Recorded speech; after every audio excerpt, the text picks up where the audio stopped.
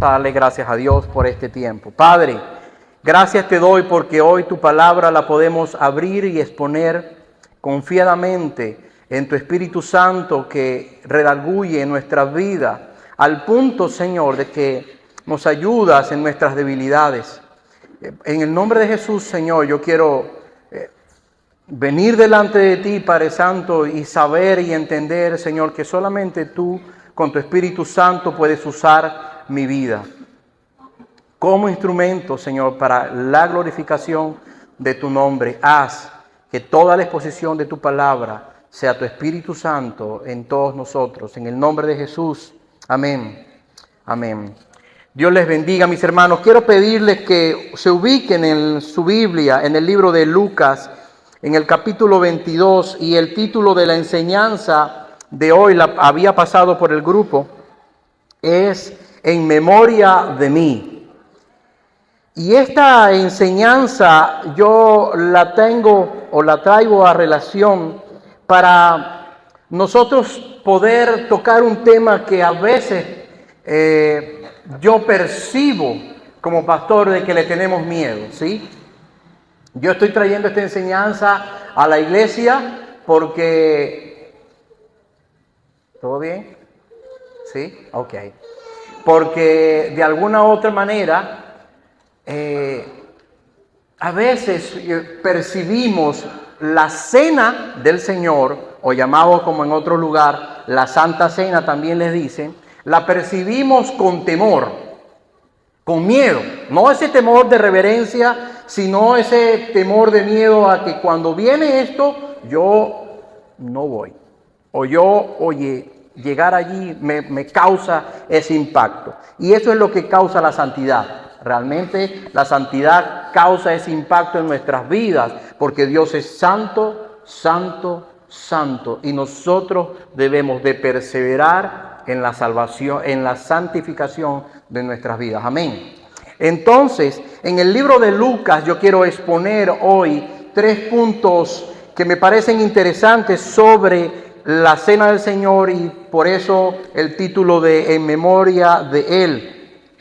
Y hablamos en una oportunidad del significado, pero lo que yo quiero abordar hoy es por qué nosotros tomamos la cena del Señor, ¿sí? Todo tiene una razón, todo tiene una razón de ser, existir, hacer y estar. Un ejemplo de que todo tiene una razón es la de independencia. Todos los países, o la mayoría de los países, gozan de un tratado de independencia. Y ese tratado de independencia se dio por la lucha que pudieron ellos establecer. Pero ¿sabe algo irónico dentro de la independencia? Es que la independencia al final es dependencia a tratos comerciales. Y es poner el papel, somos independientes, para regir nuestras normas, para poner el chofer del autobús en el autobús azul y decir, dale con la furia que tú eres el hombre para tenerlos asustados en esta ciudad. ¿Saben? Pero los países que igualmente están en independencia tienden a tener este tipo de tratados.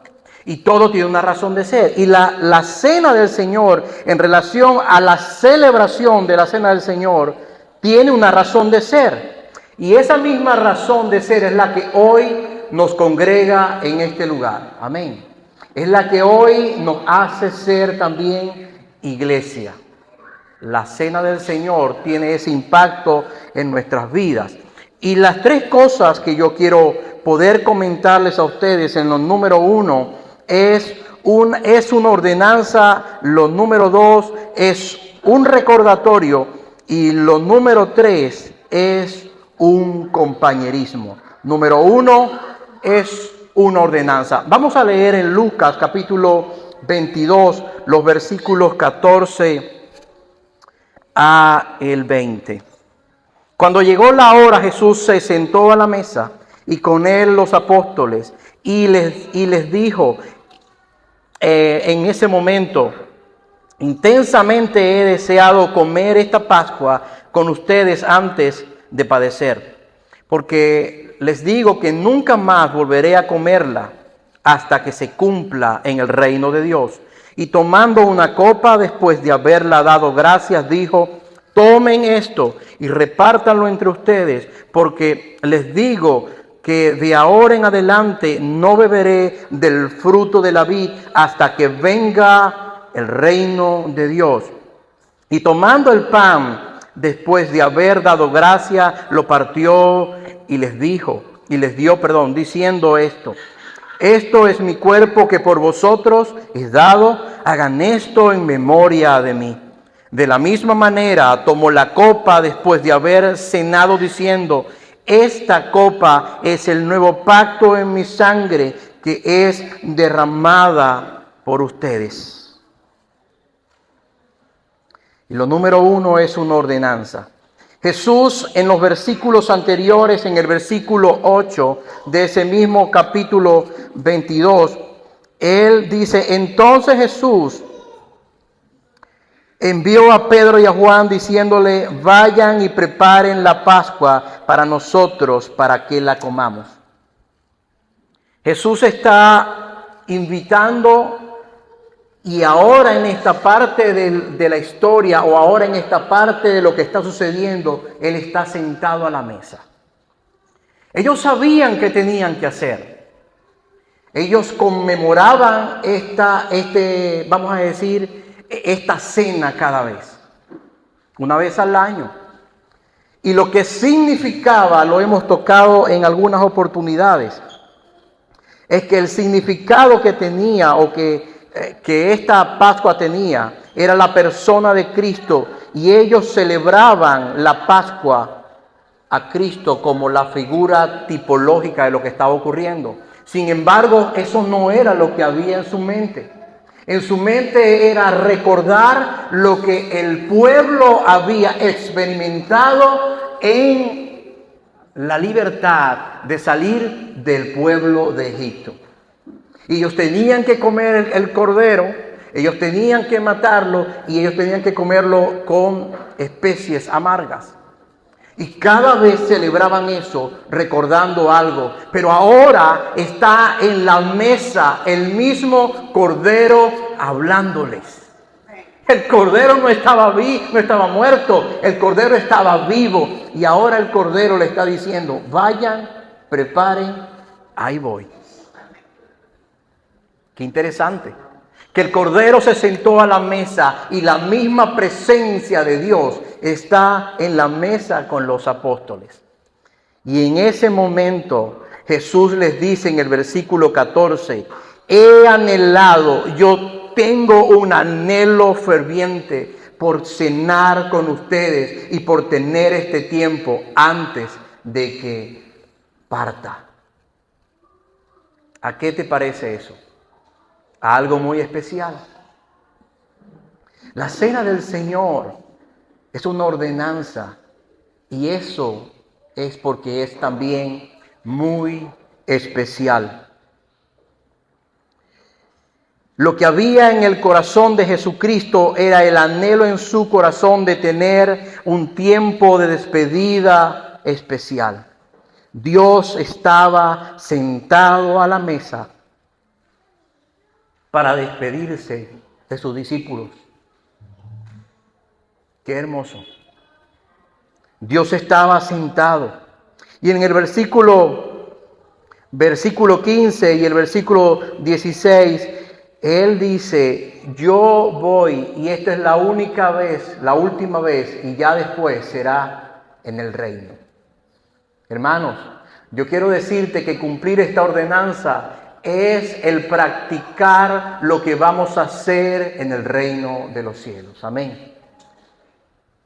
Así que no le tengas temor. Aviva tu fuego a decir: voy a practicar lo que un día voy a hacer delante de mi mismo Cristo, para regocijarme juntamente con Él. En el versículo 19, Él dice: hagan esto. Y allí está la ordenanza. cada vez que lo hacen, deben de hacerlo pensando no tanto en el escape que pudo significar en ese momento de la historia el escape del pueblo de Israel de Egipto, sino en su nombre, en la libertad que había llegado en la misma persona de Jesús, el perdón de los pecados, en la santidad de los corazones, en la restauración del ser. Lo que ocurre en el cristiano cuando Cristo está en su vida es todo eso. Y el cristiano tiene que caminar en esa obediencia. En 1 Corintios capítulo 11, versículo 24 al versículo 26, Pablo nos reitera: cada vez que comamos, tomemos esta copa, lo hacemos porque nos une la ordenanza de nuestro Señor Jesús. Nuestra devoción a Él debe estar impulsada por la obediencia, no por el temor, sino por la obediencia. Ser obediente es algo necesario para nuestras vidas. También es un ejemplo que nosotros vamos a ver a lo largo del libro de los Hechos, y está en Hechos capítulo 2, versículo 42. Y dice la Escritura: y perseveraban en la doctrina de los apóstoles, en la comunión los unos con los otros, en el partimiento del pan y en las oraciones. Pero note algo que dice la entrada del texto: y perseveraban. ¿Qué es perseverar? ¿Alguien aquí ha emprendido algún negocio en su vida? ¿Alguien aquí ha comenzado y ha dicho: yo voy a comenzar un negocio y me voy a volver un hombre importante, millonario, con plata suficiente para abandonar las combis?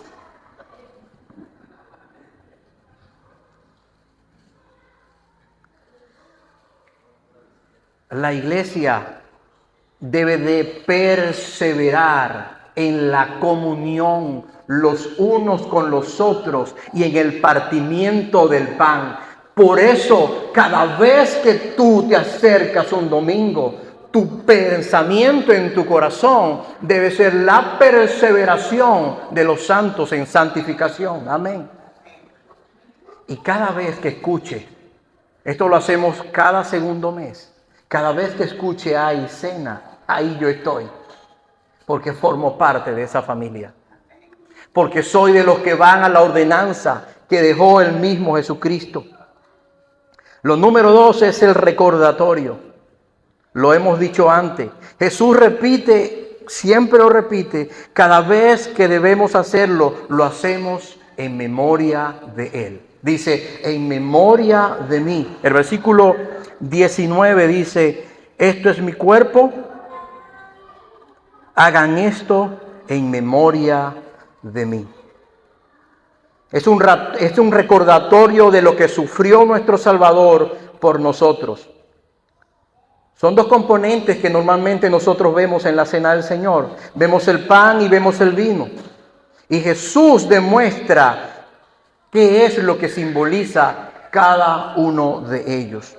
Hablando del pan en 1 Corintios, capítulo 11, versículo 24, Pablo escribe: y habiendo dado gracia, lo partió y dijo: tomad, comed, esto es mi cuerpo que por vosotros es partido, haced esto en memoria de mí. Y en Isaías, en el capítulo 53, muchísimos años atrás, Isaías escribe en el versículo 5: pero Él fue herido por nuestras transgresiones, molido por nuestras iniquidades. El castigo por nuestra paz cayó sobre Él, y por sus heridas hemos sido sanados. Lo azotaron, golpearon, arrancaron la barba de su rostro, le colocaron una corona de espinas y le golpearon con un palo en la cabeza. Le llevaron a la cruz, le clavaron en las manos y en los pies y se burlaron de Él. Le traspasaron con una lanza. Recordamos sus hechos y su sufrimiento como su triunfo. Jesús es el único ser humano que ha existido en la historia, todo hombre y también todo Dios, que pudo acabar con sus enemigos estando en la muerte. ¿Cuántos aplauden al Señor? Es el único ser humano. Hermanos, cuando a ti te hacen algo, ¿qué haces? Cuando alguien te ofende en la calle, ¿qué le dices? Cuando alguien te roba, ¿qué haces? Cuando alguien te maltrata, cuando alguien te empuja, cuando alguien te golpea, lo primero que nosotros hacemos desde nuestra casa, y esto es importante, desde nuestra casa, no en la calle, desde nuestra casa, es salir con la agresividad. Pero que lo que Jesús enseña en su palabra como recordatorio de que cada vez que podamos consumir, cada vez que podamos tener la cena, es recordar que Él venció a la muerte en la cruz del Calvario de la manera diferente a la que tú y yo estamos acostumbrados a mirar a nuestros enemigos. Porque Él en la cruz dijo, perdónalo, porque no saben lo que hacen. Por eso acercarse a la mesa es volver a recordar el amor profundo de Jesús en la cruz del Calvario. Amén. De eso se trata. De eso se trata.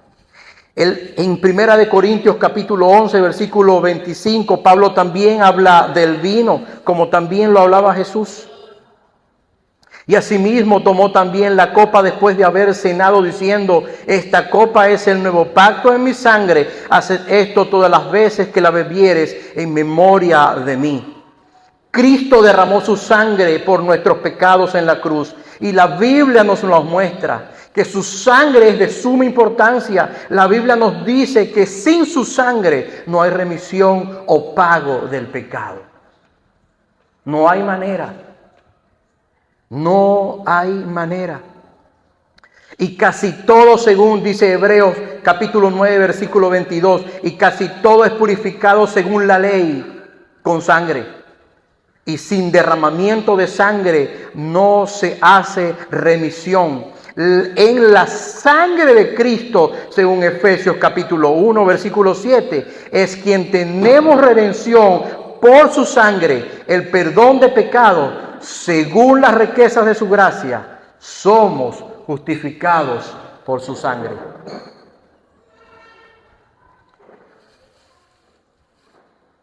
Somos justificados por la sangre de Cristo. No son nuestras buenas obras. No es lo bueno que usted es con el pastor cuando le brinda un helado. Oye, no me han brindado más un ceviche, ¿eh?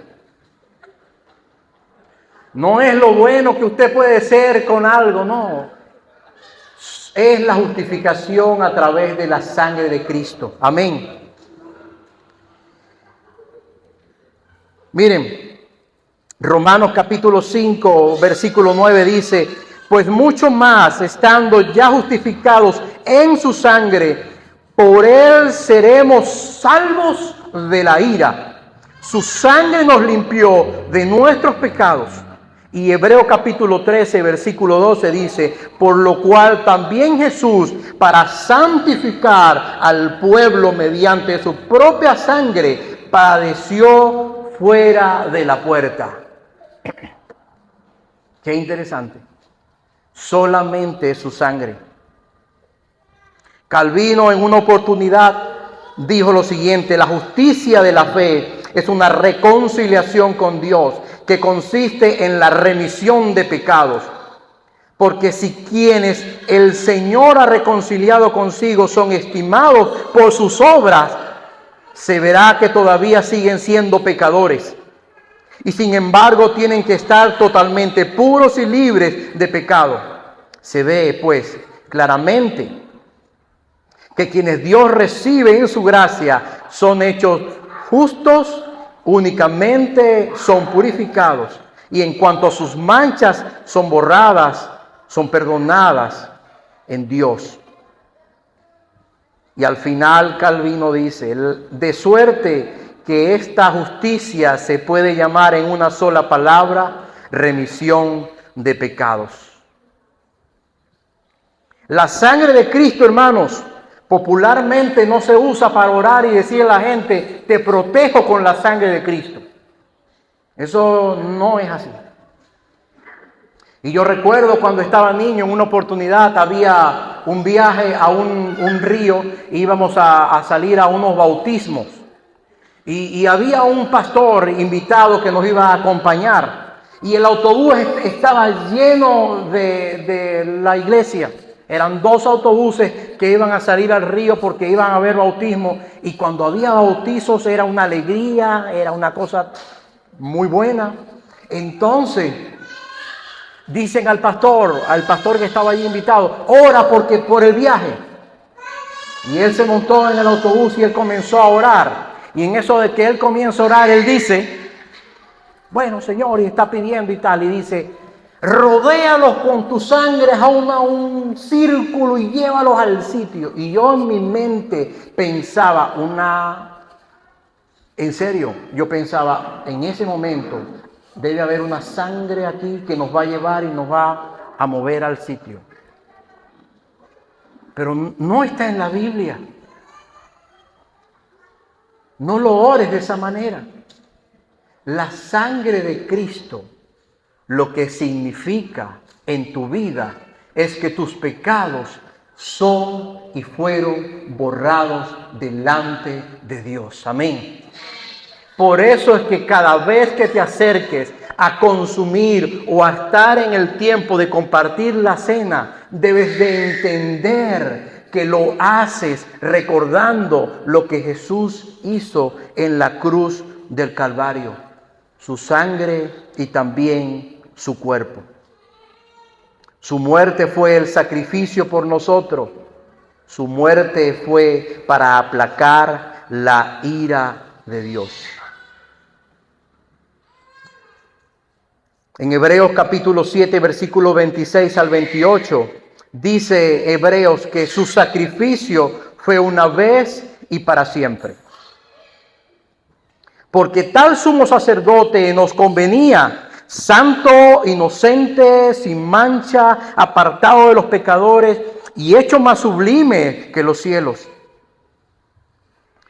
que no tiene necesidad cada día, como aquellos sumos sacerdotes, de ofrecer primero sacrificios por sus propios pecados y luego por los del pecado del pueblo. Porque esto lo hizo una vez y para siempre, ofreciéndose a sí mismo. Porque la ley constituye sumos sacerdotes a débiles hombres, pero la palabra del juramento posterior a la ley, al Hijo, ha hecho perfecto para siempre. Una vez y para siempre. Ya está listo. Se canceló tu deuda. ¿Cuántos alaban al Señor? Recordar la cena, pensar en la cena, debe de acercarte con mucho más alegría a recordar lo que Jesús hizo en la cruz del Calvario por ti. Lo último que quiero decir es que es el por qué nosotros consumimos o celebramos o tomamos la cena del Señor, es porque es un compañerismo. Amén. Jesús celebra esta cena cuando está con sus discípulos. Se reafirma en todo lo que es a lo largo del Nuevo Testamento como algo que nosotros debemos hacer. Pero ¿para quién es la cena? ¿Quién debe participar de la cena?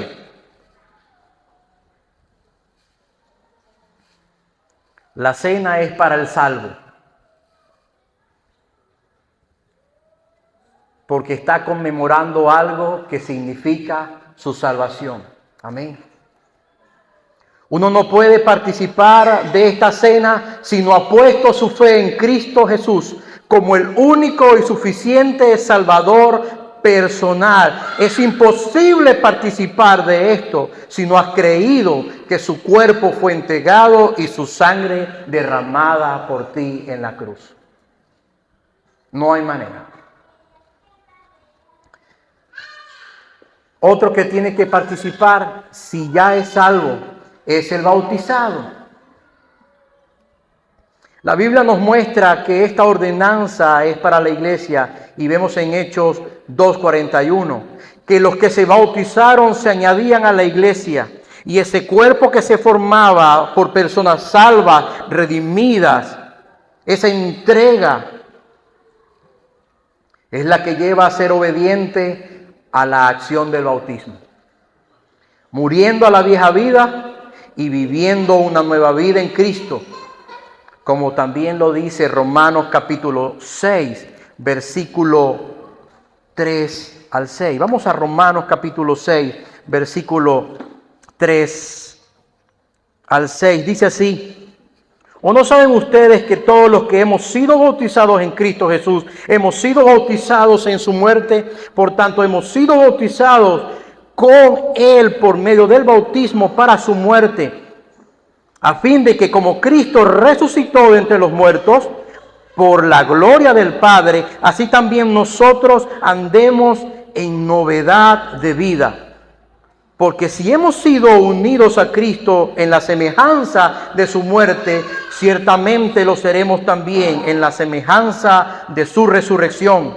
Sabemos esto, que nuestro viejo hombre fue crucificado con Cristo, para que nuestro cuerpo de pecado fuera destruido, a fin de que ya no seamos esclavos del pecado. No más esclavos del pecado, totalmente libres en Cristo Jesús. El pecado está ahí. Cada vez que tú te levantas, te vas a enfrentar con la tentación de orar o dejar de orar. Cada vez que tú te levantas, te vas a enfrentar con la tentación de leer o no leer. ¿Quién va a ganar? ¿Quién va a ganar?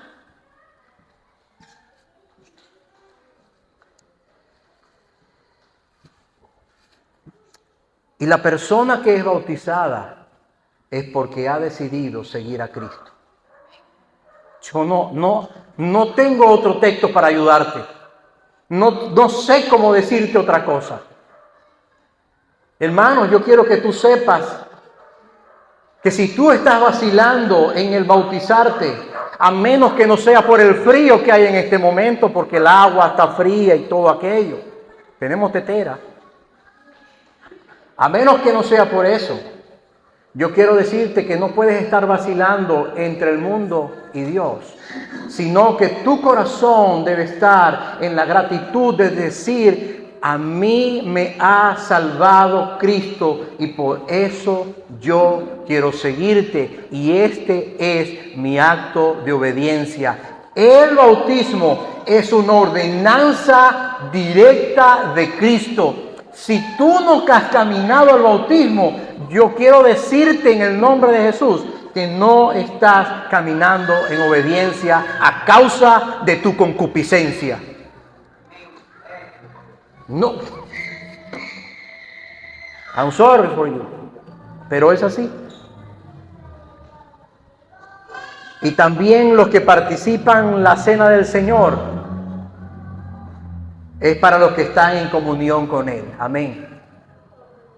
En 1 Corintios capítulo 10 y capítulo 11 nosotros vemos que había un grupo de personas que estaban tomando la cena del Señor indignamente. Y ahí está la palabrita indignamente en el capítulo 11.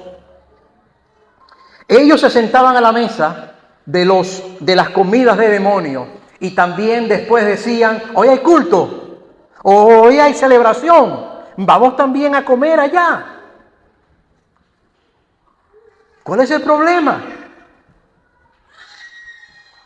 Y eso vamos a ponerlo quizá un poquito más cercano a nosotros. Usted viene del tono de allá y se acordó que hoy hay servicio, hoy hay culto y hay Santa Cena, y se vino y se sentó en medio nuestro y se levanta y dice: yo también tomo la cena porque yo también soy de la iglesia. Yo quiero decirte que puedes estar errado, porque acabas de participar en lo que a Dios no agrada y quieres venir también a participar de la santidad de Dios. No se trata de eso. Se trata de una fe que es lógica, de abandonar lo que no. No estoy diciendo que, ojo, nadie me ha dicho, no, estaba en el tono. No estoy diciendo eso. Estoy diciendo que muchas veces puede ocurrir así. Personas viviendo en pecado y considerando el valor del cuerpo de Cristo como algo muy por debajo de las cosas. En los versículos 27 y 28, Pablo dice, de manera que cualquiera que comiere este pan o bebiere esta copa del Señor indignamente, será culpado del cuerpo y de la sangre del Señor. Por tanto, pruébese, ojo con lo que está aquí escrito en el versículo 28. Por tanto, pruébese cada uno a sí mismo. Pruébate. No estoy hablando de la debilidad que puedas tener, oye, estoy con este problema. Estoy hablando de los bacanales que antes se presentaban y ellos actuaban en pro a eso. Pruébense, dice la Escritura, y después que te pruebes, que llegues a la reconciliación con tu Padre, que te digas, oye, esto está estorbando en mi relación con Dios. Dice la Escritura en el mismo versículo, y coma así del pan y beba de la copa. No la dejes de tomar, no la dejes de consumir, porque habla la palabra de Dios y quiere que tú entres en la reflexión del ser y del ser cristiano y de seguir a Cristo. Amén. ¿Sabes qué había pasado versículos antes? En esta historia estaba Judas. Y los versículos antes dice que Satanás entró en Judas, tomando su corazón para llevarlo a entregar a Jesús. Lo importante o lo extraordinario que yo puedo ver aquí es que Jesús dijo, a Judas no le den. Juan, pasa la copa, pero no le des a Judas.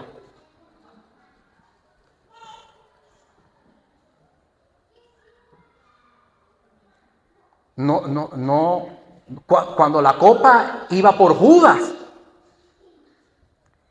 iba la santificación andando, iba la proclamación caminando, y a Judas le estaban temblando las manos.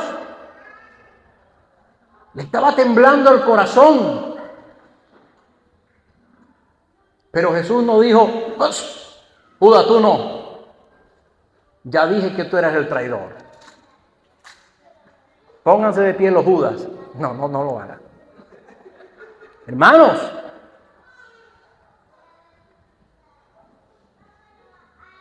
ese Judas, Jesús le entregó la copa y le entregó el pan, porque él también necesitaba de la misericordia y de recordar lo que un día él iba a hacer pocas horas después en su sacrificio en la cruz del Calvario.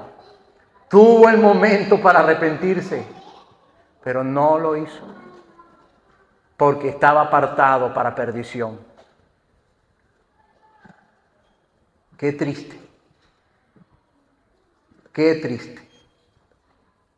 Por eso la Escritura demanda de que tú y yo consumamos lo que Dios está dándonos como recordatorio de lo que Él ha hecho por nosotros, pero cada vez que lo consumamos es para consagrar más nuestra vida a Dios, no para decir, hoy hay cena, hoy yo no voy porque va a haber cena y me voy a sentir como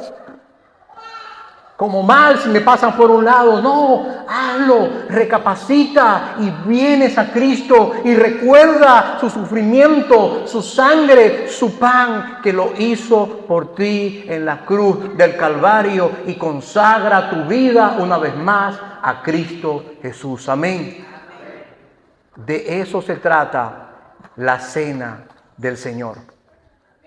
Por eso nosotros la consumimos. Y quiero concluir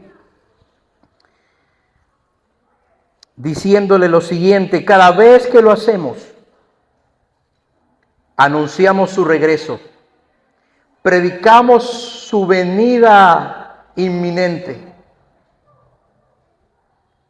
Y quiero pedirles que por favor se vaya al libro de Mateo capítulo 24, donde Jesús está hablando del fin de los tiempos.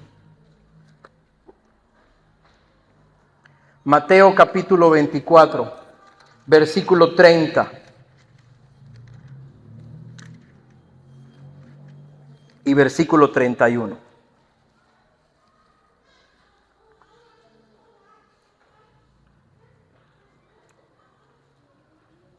Preste atención a lo que dice, porque este es el previo del próximo mensaje.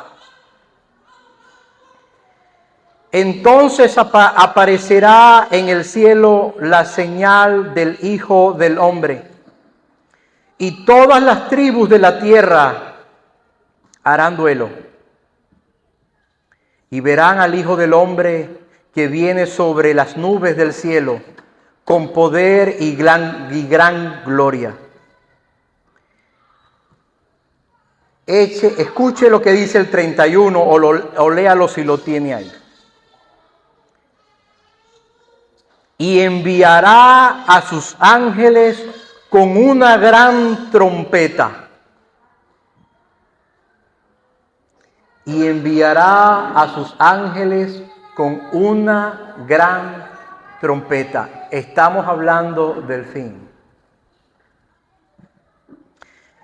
Y reunirá a sus escogidos de los cuatro vientos, desde un extremo de los cielos hasta el otro. ¿Qué va a hacer Jesús cuando regrese? Enviará a sus ángeles con una trompeta. Pero hay algo interesante y súper interesante en este texto que a los arminianos no les gusta.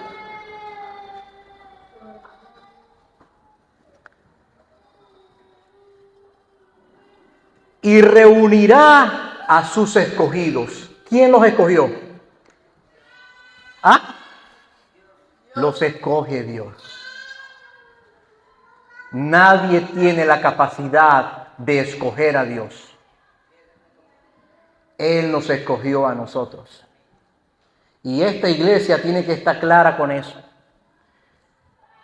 Y prepárese que el domingo que viene vamos a abordar este tema. Tráigase lápiz, tráigase cuchillo, tráigase machete. Hermanos, Él nos ha escogido. Y Él nos escogió. Él nos ha escogido para celebrar en el compañerismo la cena del Señor. Amén. Póngase de pie, mis hermanos. Vamos a orar. Él vendrá por nosotros. ¿Cuántos dicen amén? ¿Cuántos dicen amén? Él vendrá por nosotros porque somos sus escogidos. Somos sus escogidos. Vamos a orar.